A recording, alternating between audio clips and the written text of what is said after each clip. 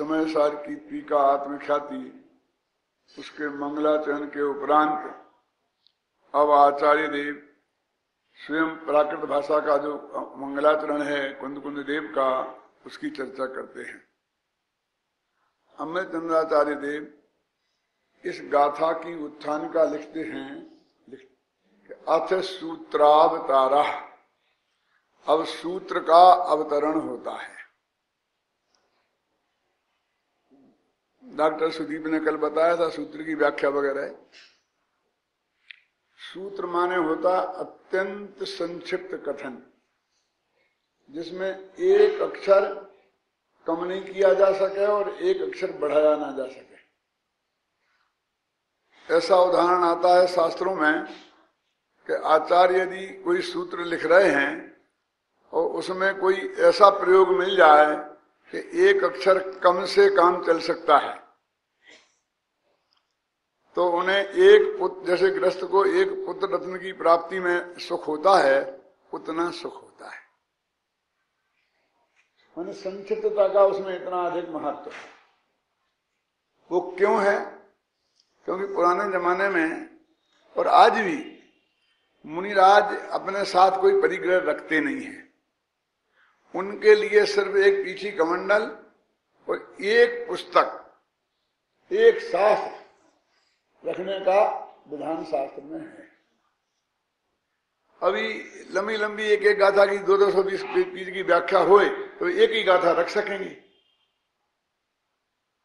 तो वो कहते अत्यंत संक्षेप में पूरी बात कही जाए और उसका अर्थ उनके आचार्य उन्हें बता देंगे, वो सारी व्याख्या उन्हें बता देंगे, और जब वो गाथा का एक शब्द पढ़ेंगे तो उससे उन्हें अर्थ ख्याल में पूरा आ जाएगा।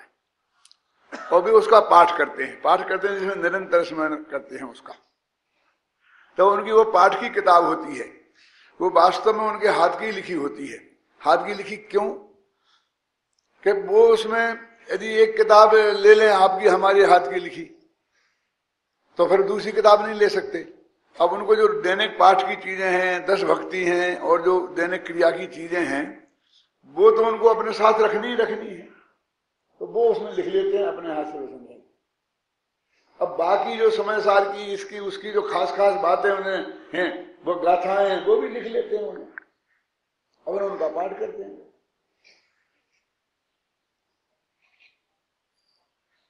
इसलिए एक तो सूत्र, अब सूत्र शब्द जितने भी हैं संस्कृत भाषा में वो सब गद्य में हैं, और पद्य में जो रचनाएं होती हैं उन्हें सूत्र नहीं कहते हैं।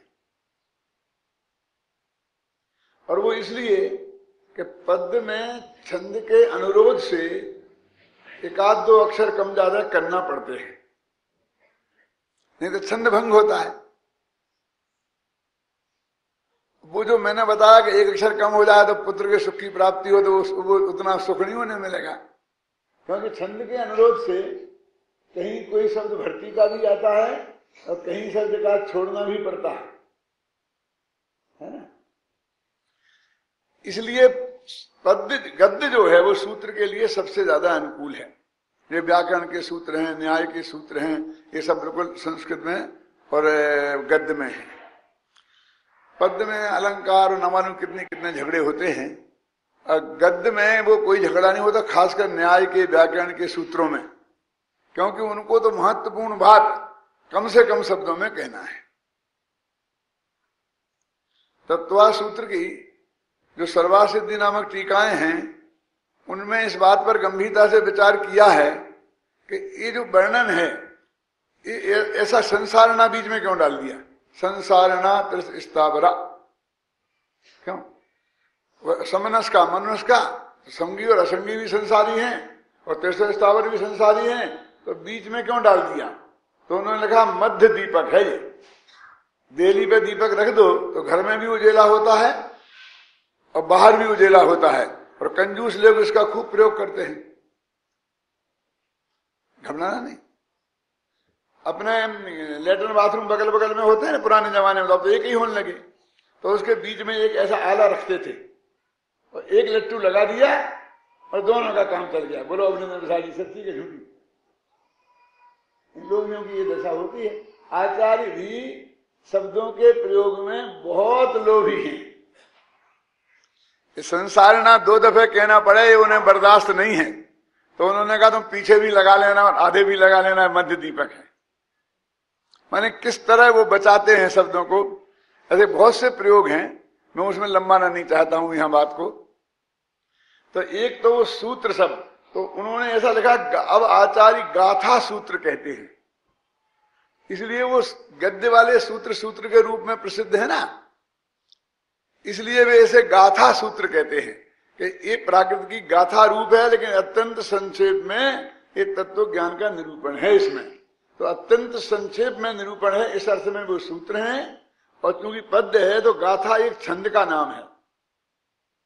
संस्कृत में एक आर्या छंद होता है और प्राकृत में गाथा, दोनों एक ही हैं, दोनों का एक ही नियम है। कौन सा नियम है? यस्या प्रथमे पादे 12 मात्रा तथा तृतीयेपि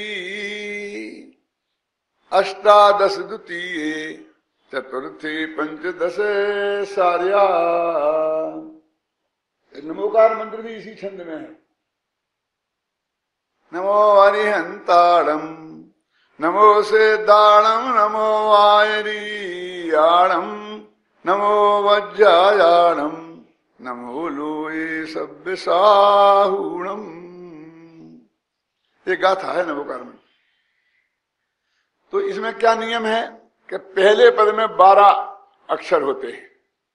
अब नमो अरहंताणम में 12 होंगे, गिन लेना। दूसरे में 18 होते हैं, इससे जोड़े, इसलिए उसमें सिद्धाणम और आयरियाणम एक साथ ले लिए जब 18 बनेंगे। तीसरे में फिर 12 होते हैं, तो नमो वज्रायाणम। और चौथे में 15 होते हैं। अब क्या करें, सभ्य साहूणम में तो 15 हो नहीं है, तो नमो लोये सभ्य साहूणम, 15 मात्रा भी पूरी हो गई। और लोक के सर्व साधु, और इसको अंत दीपक कह के लोक के सब अनंत, लोक के सब सिद्ध, लोक के सब आचार्य, लोक के सब उपाध्याय, लोक के सब, इस तरह से उन्होंने लिया है। तो ये गाथा छंद है, लेकिन गाथा छंद में होने पर भी अत्यंत संक्षिप्त कथन है, इसलिए इसे गाथा सूत्र कहते हैं। और जिनमें संक्षिप्त कथन होता है उन्हीं की टीकाएं लिखने की जरूरत होती है। जिनमें संक्षिप्त कथन नहीं होता है, विस्तार से होता है, उसकी टीका लिखने की जरूरत नहीं होती है। मुझे बहुत अच्छी तरह याद है कि पूज्य गुरुदेव श्री यहाँ पधारे थे, वो 20 दिन यहाँ रहे थे टोडरमल स्मारक भवन में। जब तीसरा प्रशिक्षण शिविर लगा था तो वो 20 दिन यहाँ रहे थे। 2500 आदमी बाहर के यहाँ आए थे, इसी हॉल में व्याख्यान वगैरह उनके होते थे।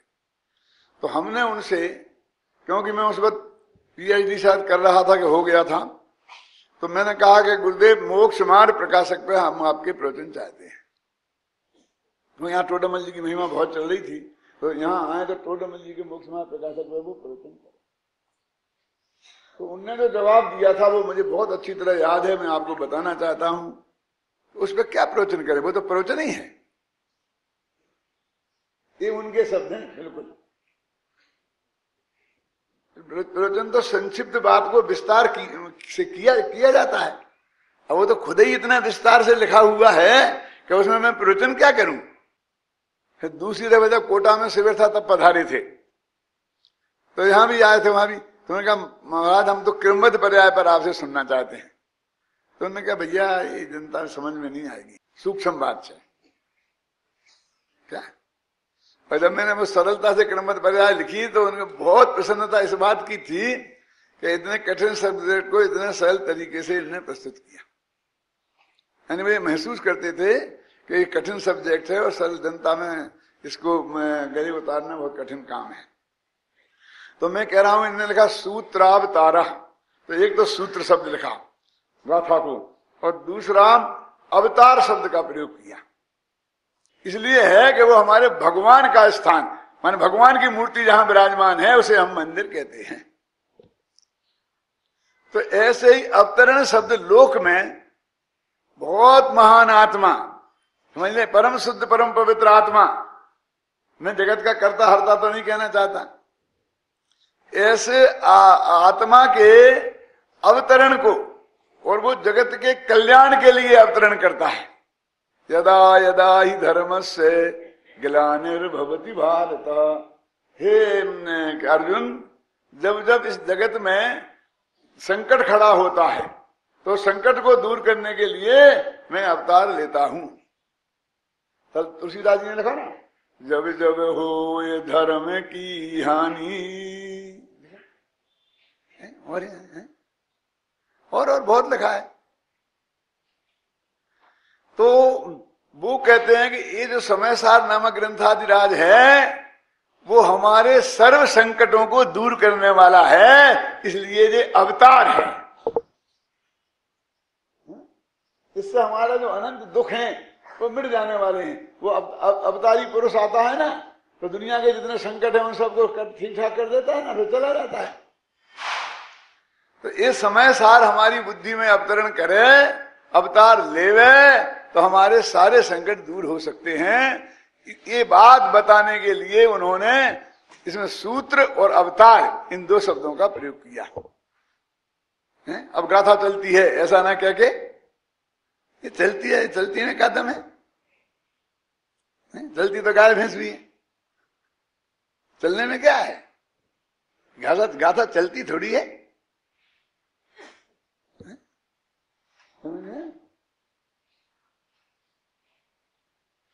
ये तो सूत्र का अवतार हो रहा है। बन गए भगवान जन्म कल्याणक, ये भगवान आत्मा का समझ लीजिए समय सार के सूत्रों का जन्म कल्याणक है।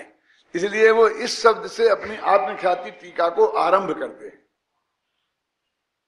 पहला वाक्य आत्मख्याति टीका का, तो मंगलाचरण के कलश हैं 3, टीका तो गद्य की होती है मुख्य रूप से।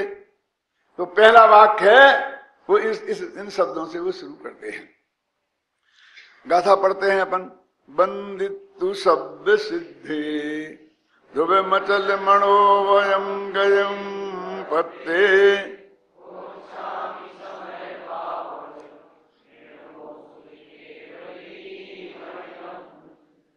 मैं सब सिद्धों को नमस्कार करता हूं। सब सिद्धों को नमस्कार करके, कैसे हैं सिद्ध? ध्रुव हैं, अचल हैं, अनुपम। ध्रुव अचल अनुपम गति को प्राप्त हैं। तो ध्रुव अचल और अनुपम ये आत्मा के विशेषण नहीं है, ये सिद्ध भगवान के विशेषण है, सिद्ध गति के विशेषण है। कि ऐसी गति जो ध्रुव है, जो अचल है, जो अनुपम है, उस गति को जो प्राप्त हैं, ऐसे सिद्ध भगवान को नमस्कार करके श्रुत केवली भणिदम, श्रुत केवलियों के द्वारा कहा हुआ इस समय सार को मैं कहता हूं। अब इसमें आपको एक ध्यान दिलाना चाहता हूं बहुत मार्मिक। एक जगह ऐसा भी लिखा है इन्हीं कुंद कुंद ने, चाहे नियम सार में है, केवली शुद्ध केवली भणिदम, केवली और शुद्ध केवलियों के द्वारा कहा हुआ। और इसमें लिखा है अकेला शुद्ध केवली। इसमें क्या कहना चाहते हैं आचार्य? इसमें जो निष्कर्ष निकलता है मेरी दृष्टि में, वो मैं जरूर व्यक्त करूंगा, आपको पसंद आए चाहे नहीं आए। आना चाहिए, बुद्धि होगी तो जरूर आएगा। ये अकेले केवली को छोड़ दिया क्या? समय सार का केवली ने नहीं कहा था, और नियम सार केवली और शुद्ध केवली दोनों ने कहा था, और जो अकेले उन्होंने किया था। मैं ये कहना चाहता हूं कि उस वक्त भी ये परंपरा बहुत चलती होगी। कौन सी? कि आचार्य पद्मनंदी कुंदकुंदाचार्य देव श्रीमंदर परमात्मा के पास गए थे और वहां से जो सुन के आए और उन्होंने इससे आगे समय सार शास्त्र बनाया। तो वे बुद्धि पूर्वक इस बात का खंडन करना चाहते थे, क्योंकि केवली भणिदम, तो केवली तो वो श्रीमंदर परमात्मा थे। महावीर को तो 500-600 वर्ष हो गए थे। और भद्रबाहु को वो अपना गमक गुरु मानते हैं, और भद्रबाहु अंतिम श्रुत केवली थे। तो वो ये कहना चाहते हैं कि भद्रबाहु जो अंतिम श्रुत केवली हैं, उनकी परंपरा से जो मुझे ज्ञान प्राप्त हुआ, भद्रबाहु की 5वीं पीढ़ी में है कुंद कुंद, इसलिए 100 वर्ष बाद के होंगे लगभग। पूरी परंपरा है। भद्रबाहु एक माघनंदी हैं उस परंपरा में, एक जिनचंद्र हैं, ऐसे नाम है 5 शास्त्रों में, आप पढ़ना। तो वो एक जोड़ दे के ये कहना चाहते हैं कि जो भद्रबाहु ने अपने शिष्य को बताई, उनने अपने शिष्य को बताई, उनने अपने शिष्य को बताई, उनने मेरे गुरु को बताई, और उन गुरु का नाम था या तो जिनचंद या कुमार नंदी। मैं ऐसा मानता हूं कि वे जिनचंद और कुमार नंदी नाम के एक ही व्यक्ति थे। जिनचंद्र तो उनका नाम था, और नंदी संप्रदाय के वो थे। पद्म नंदी है ना, वो माघ नंदी, ये आते हैं सब भद्रबाहु की परंपरा में, माघ नंदी, पद्म नंदी, तो ये नंदी संप्रदाय के थे। और वे बाल ब्रह्मचारी थे, इसलिए कुमार नंदी, समझे ना। छोटी उम्र में दीक्षा ले ली थी,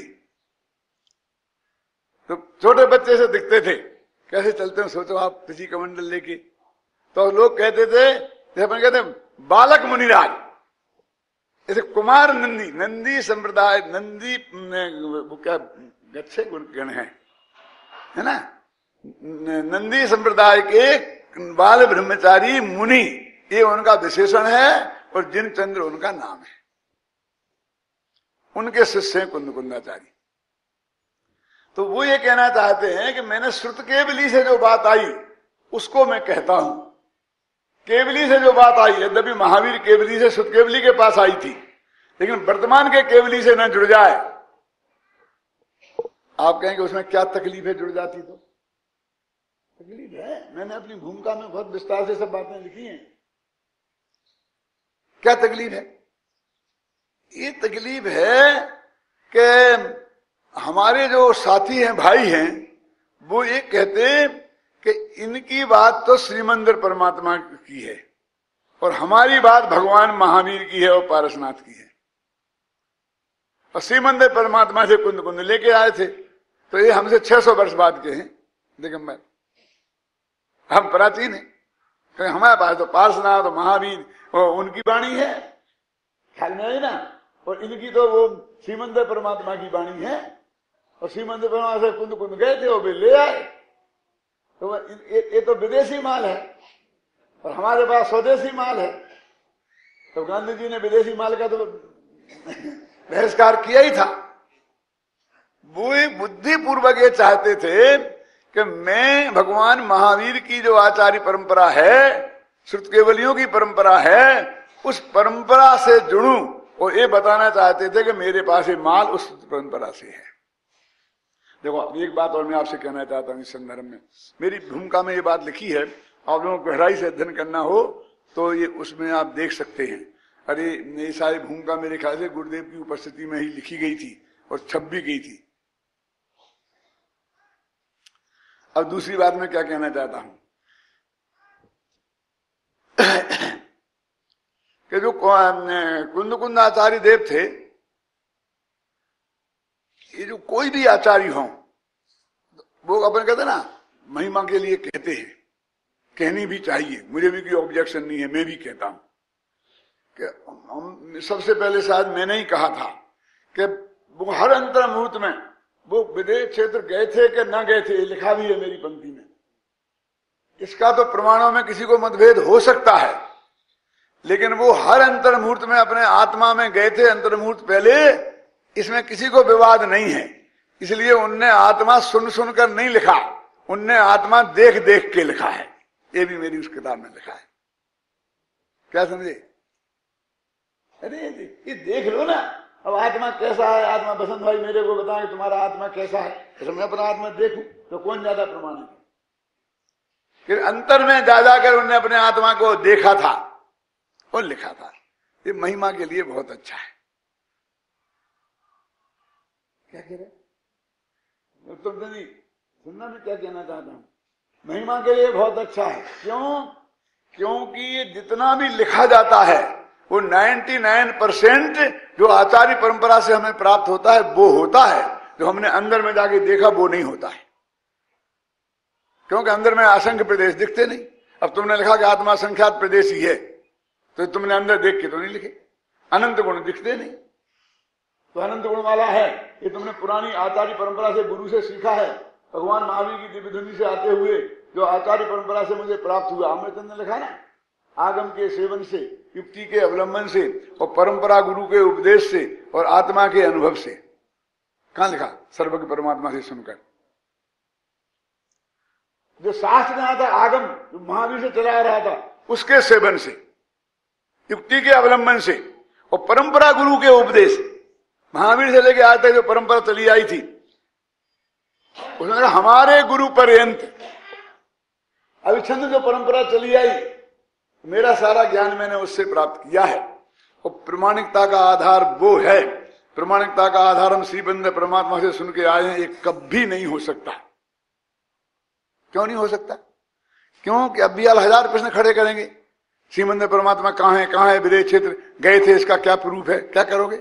महावीर तो हैं ना सिद्ध, गौतम स्वामी हैं, गणधर हैं, परंपरा से होते आए वे हैं, शास्त्र हैं, ये सब हमारे पास प्रूफ है। और उसके लिए तुम अपने मुंह से मियां मिट्टू बनते रहो। फिर मैं कहूंगा मैं भी होके आया था और मैंने ऐसा सुना था कि महाश्री मंदिर ऐसा कह रहे थे कि दिल बेचारे ही होते हैं। क्या करोगे आप?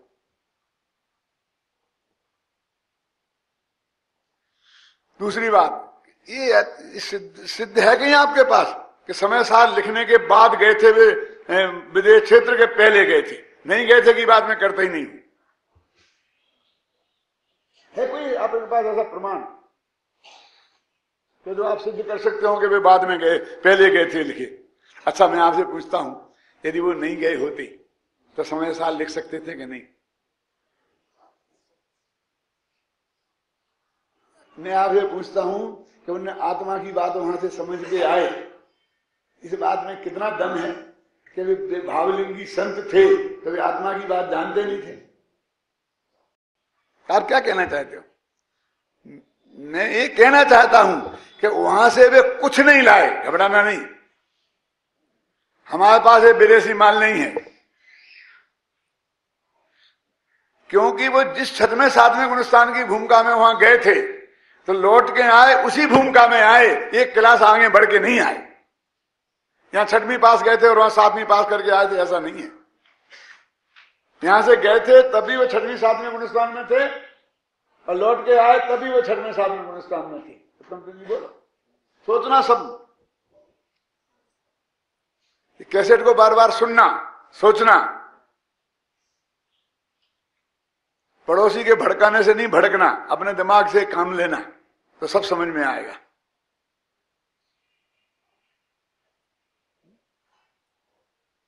इतिहास से प्रमाण मांगता है।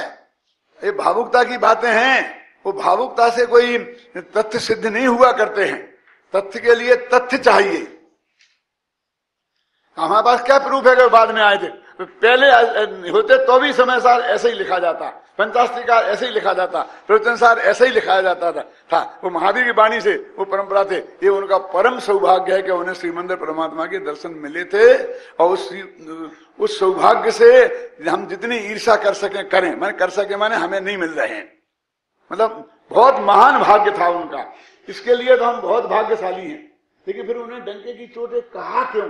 क्या श्रीमंदिर परमात्मा के जाने की बात उन्होंने एक शब्द भी नहीं कही, क्योंकि वो इस खतरे से परिचित थे।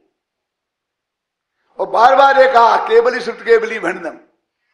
यहाँ की परंपरा से ही मेरी ये बात है, क्योंकि ये सब बातें मैं आगम परंपरा से आई हैं और उससे मैंने अपने गुरु के मुख से सुनकर और उनकी वाणी को पढ़कर ये मैंने सब लिखा है। क्या वो ये अपनी जो जितना ग्रंथों की प्रमाणिकता के लिए महावीर की परंपरा को इसे ऋणी मानते हैं। क्यों भाई साहब? यदि वैसा मान लेते डॉक्टर साहब किरण भाई तो क्या नुकसान था? बहुत बड़ा नुकसान था। फिर कहते भैया कौन कौन गए थे? अमरचंद गए थे कि नहीं? एक तरफ रखो। भूतबली गए थे कि नहीं? खत्म, ये नहीं करो।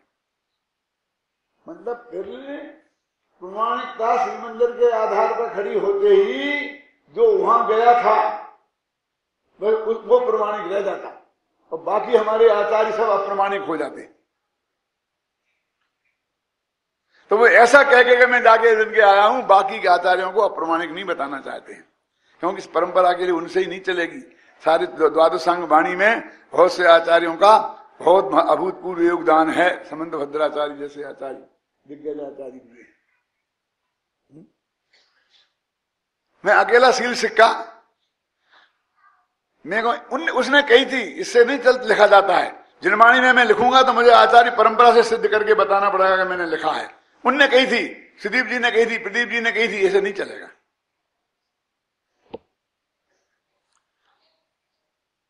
समझे ना?